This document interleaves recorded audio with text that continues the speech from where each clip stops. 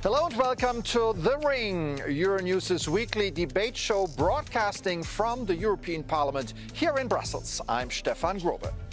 On The Ring, members of the European Parliament go face to face on some of the biggest issues facing Europe.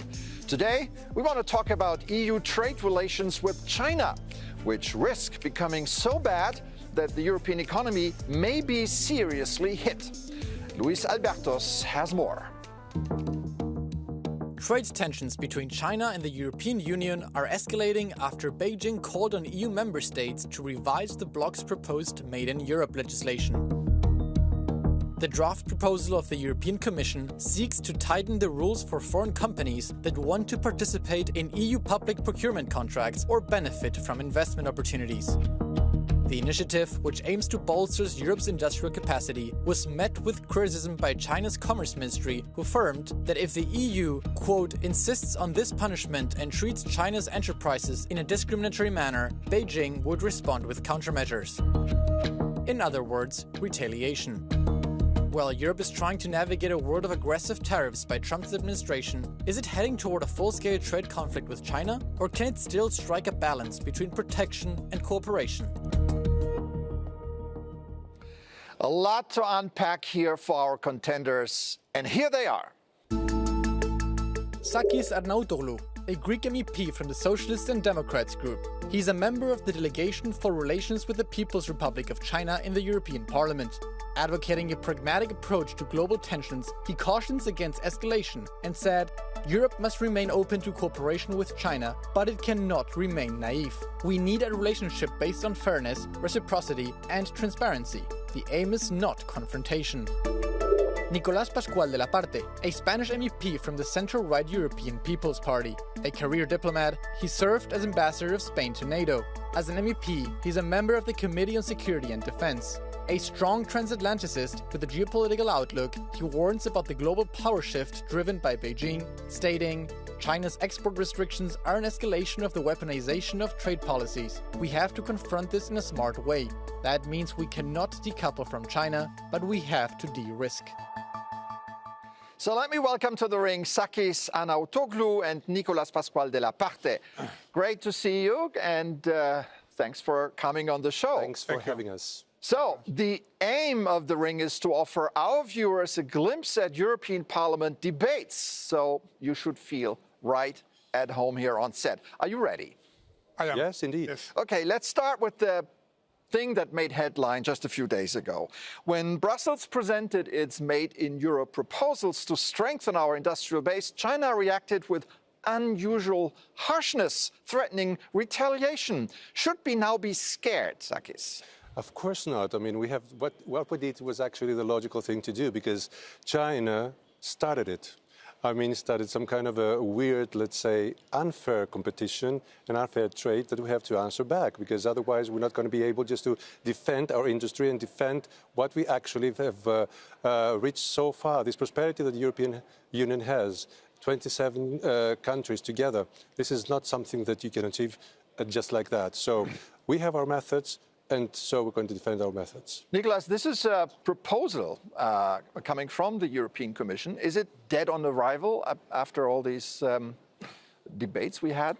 I agree with my colleague. I think that the initiative from the Commission is based on the principle of reciprocity. That means that we have to relate with China on a real basis and to demand from them the same treatment as we deliver to them. So far, China has been taking selectively some norms of the World Trade Organization and disregarding other rules. From now on, I think that we have to keep with them a fair, transparent relationship based on reciprocity and nothing else. So the Commission has taken a much more assertive stance towards China recently. Is this the way to go forward? There is no other way to go forward because, as I said before, and it's a critical situation geopolitically where we also a lot of new challenges to face. And if we don't find a solution or if we won't deal with that now, because some people and some would say that Europe has been naive so far, so we had to start it years ago, just to find some kind of solutions in a way that we're not going to bring us in this difficult situation. So it's the only way, I think. That's my opinion. Tough on China, the right way? Not tough on China, realistic on China. So far, we have been dealing with them in a way that it is not any more sustainable. As I said before, China is disregarding some rules of the World Trade Organization. They subscribe to it, but they pick up selectively what benefit them and disregard those who doesn't. China has to get used to deal with the European Union and with other international partners on a base of reality and reciprocity. And what we are trying to do now is to send a clear message to China. We want to engage with you. We want not a dependency relation. We want a relation on the same footing. But please be transparent. Please respect the international law and don't use commerce and trade as a coercive weapon against anybody. So the Chinese have said that Made in Europe is just a vehicle to reduce China's influence. I mean, they're right here, right? In a way, I mean, everybody's right from his own position, let's say. But the way they just manage to do things a little bit secretive and it's a little bit, the way they just proceed the whole time is just a way that we cannot let it happen. As I said, we're not against China. We have to be clear. We want China as a partner. I'm not saying that we don't need China, and China needs us. So we're a huge market, so China needs to also to consider that if it loses us, then it's going to have problems also. Do we want another China? We don't want another. I mean, it's very difficult to say. China is exactly what it is. We have to adapt, and they have to adapt. Both sides, because reciprocity is the main thing. Well, adapting is a nice word, Nicolás, because it's ironic. The Chinese are accusing us of doing practices that China does at home or is promoting at home. For example, restricting access to key industries, limiting public procurement, pursuing aggressive industrial policies that support and finance strategic sectors. So why should we not hit back? The reality is that the access to the public procurement in China is nearly zero for European enterprises because there are a lot of obstacles, a lot of restrictions, legal and non-legal. In addition to this, they use a kind of a state-run economy in which they have state-run banks which give financing to the enterprises at zero cost, zero financial cost, so that they can dump us out of the market. And once they have the monopoly of this product, they increase the prices. They have done many times. Aluminium, steel, batteries, electric cars, they follow all of the same pattern. They can have a financing at privileged rates, obviously, because all the banks in China are state-run. It is the Communist Party who decide where the money goes to. And once they dump us out, because they can compete with lower prices, they increase the prices when they have the monopoly of the market. It cannot continue like that. So is that what we call de-risking? The risk, of course. I mean, we cannot depend on. We want to have a trade engagement with China, obviously in transparent manner, but not to depend on them in strategic inputs. And so far, we still depend on in many sectors on them, mainly on rare earths, critical minerals, and so on and so forth. We should reduce this dependency in order to have a fair relationship. Doesn't de-risking mean also protectionism? I mean, we're dealing with a country here. I mean, we have to deal with a country where we need to play nice, but the country is not sharing our set of values. Isn't that the core problem? It's okay. That's a new era that everybody wants to rule the world in a way. I mean, as far as the trade is concerned. But it doesn't mean that Europe has to let it happen the way that some countries want it. To protect your values, to protect your principles is not bad, because if you just let China do what it wants, then there's a huge possibility in the coming years that the cheap products are going to be affordable for the citizens of Europe, because we're not going to be jobs, there are not going to be industries in order to produce things. So we have to face it, and we have to see, are we going to let it happen the way the Chinese want it, or are we going to enforce our industry so that the citizens, the European citizens, are going to be able, in the long run basis, be able to produce and buy products from wherever they want. So if we, as Europeans, as as a union act as a sovereign bloc, the way China acts as a sovereign country, doesn't that make a trade war inevitable? Not at all. I think that once we are able to act united against vis-à-vis China, we will have a better standard to deal with them. I mean, China is always trying to divide us. China prefers to deal with us on a bilateral basis. And it's exactly, fair. Yeah. They try to get benefit dealing bilaterally with all of us. We have to offer a common, consensual strategy vis-à-vis China, which is not either offensive nor defensive. It is fair. We ask for fairness and we have to be clear. I mean, China 30, 40 years ago had no technology at all. I mean, we Europeans and the Americans, we have been exporting and transferring to them a lot of technology because it was a request from them. You could not invest in China, you could not sell in China unless you transfer technology. Yeah. And they have benefited from this transfer in order to compete with us, disregarding sometimes the WTO rules. All right. So let me stop you just here as we're getting warmed up right now. Now it's time for our viewers to get a real flavor of the European Parliament chamber, where members ask each other questions. And sometimes it can get heated. That means it's time for you guys to challenge each other directly, just as you do in the hemicycle behind us. So let's get started. Sakis, fire off. So I just wanted to ask Michael, because EPP, says sometimes, all the time, we have to enforce industry, which I agree, but I have the feeling that the citizens, the everyday citizens for EPP is not, included the way that should. So if the market works so well, why the citizens, the European citizens, are complaining still? No, because the market is working well when the participants in the market wants to play fair. The Chinese have not played fair so far. Sometimes they do, sometimes they don't. And the only request we demand from them is that they have to respect all the WTO rules and to deal with us on a fair basis. That is all. The market normally reassign or readjust the differences, but in this time not, because China is not a normal commercial partner. It is a state capitalism in which the Communist Party takes decisions on its own that normally in our countries is taken by the market. This is the difference. Follow up, Sakis? And then what about the wages are stagnated, and so there is no prospect that the wages are going to be risen the way that you sometimes you say in the European Parliament that you are going to be able to raise wages in a way according to your plan, but I don't think that it's possible the way that geopolitically is what's going on at the moment. Well, I think that wages are dependent on the international markets. Capitals, jobs, and wages travel across the world. Then it's very difficult to fix a wage in Europe which is not competitive vis-à-vis China, vis-à-vis the US. Nowadays, we have not to compete among ourselves in Europe, as used to be the case.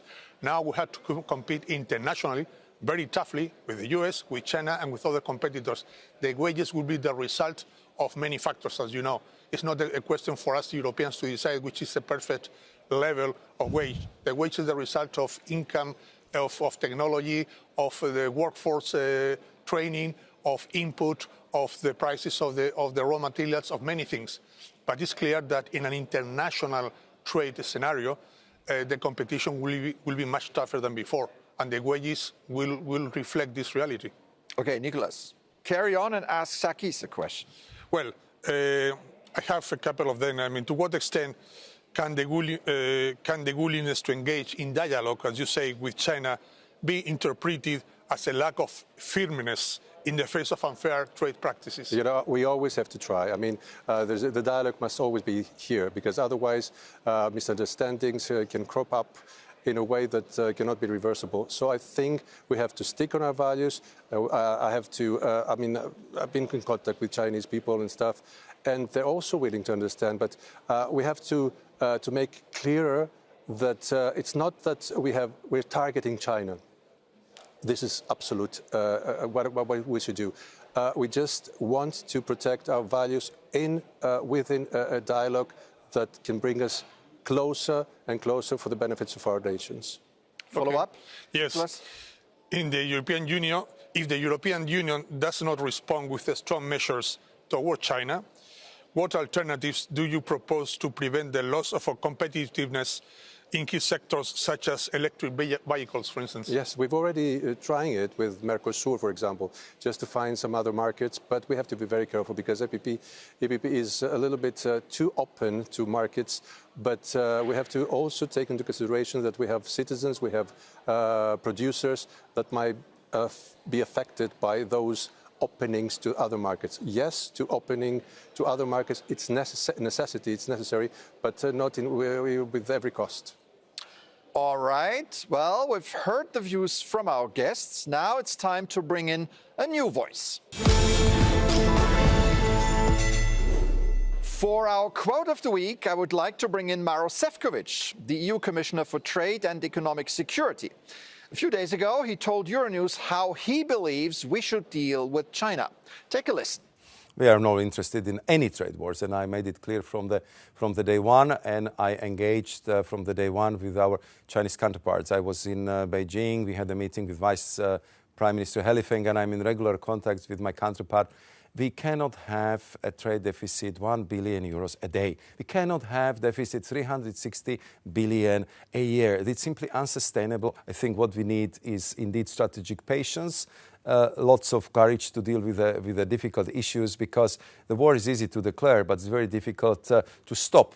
And therefore, I think what we need is to have regular structured talk also with China.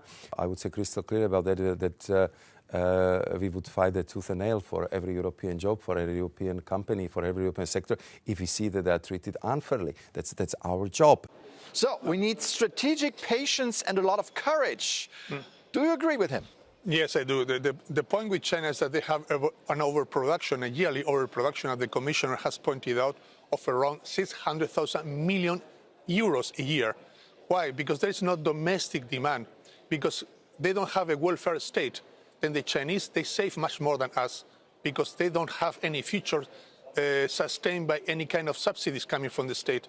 Then they don't spend as much as they could. They save a lot. Yeah. And that's why the national demand doesn't absorb the overcapacity of the China economy. And this overcapacity is sent abroad, and this imbalance we have to correct. Sakis, where do you come down on this, hearing the Commissioner?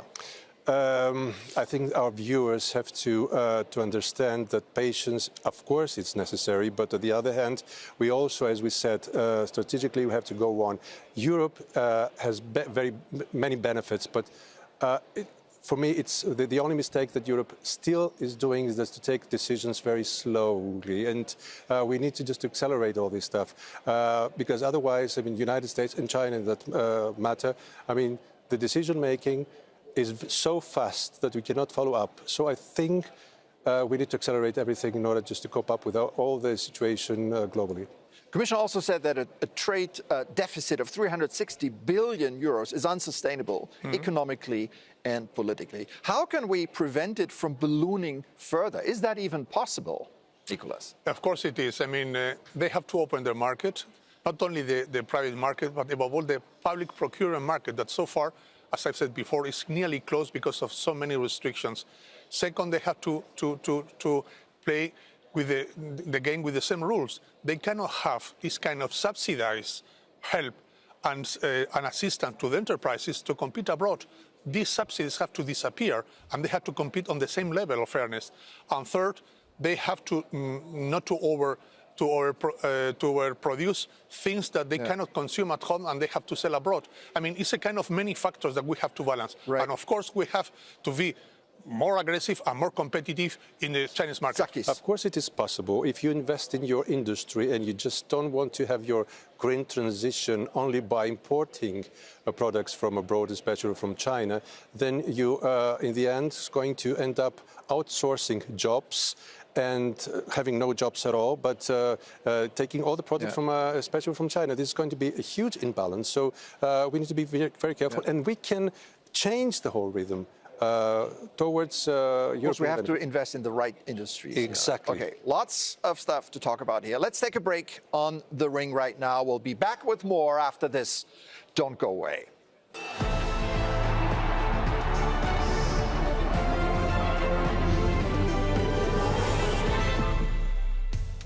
Welcome back to The Ring, Euronews' weekly debate show from the European Parliament. I'm Stefan Grobe and I'm joined by Sakis Arnaoutoglou, a socialist from Greece, and Nicolás de la Parte from the European People's Party from Spain. At this point, let's remind ourselves how big an economic power China is and how important our trade with that country is. So, China recorded a 1.2 trillion global trade surplus in 2025. The EU's trade deficit with China reached roughly 360 billion last year.